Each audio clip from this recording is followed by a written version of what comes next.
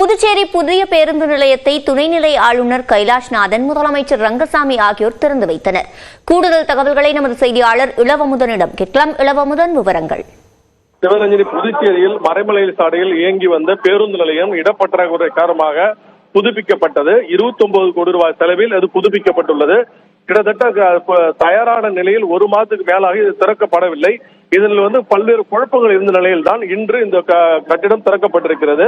முதலமைச்சர் ரங்கசாமி, துணைநிலை ஆளுநர் கைலாஷ்நாதன், சபாநாயகர் மற்றும் அமைச்சர்கள் இங்கு இந்த கொடியசைத்து பேருந்து நிலையத்தை முழுமையான செயல்பாட்டுக்கு கொண்டு வந்திருக்கிறார்கள். தற்காலிக பேருந்து நிலையம் ஏஎப்டி நிலையத்தில் இயங்கி வருகிறது. நள்ளிரவு முதல் இந்த புதிய பேருந்து நிலையம் முழுமையான செயல்பாட்டிற்கு வரும் என்று அறிவிக்கப்பட்டுள்ளது.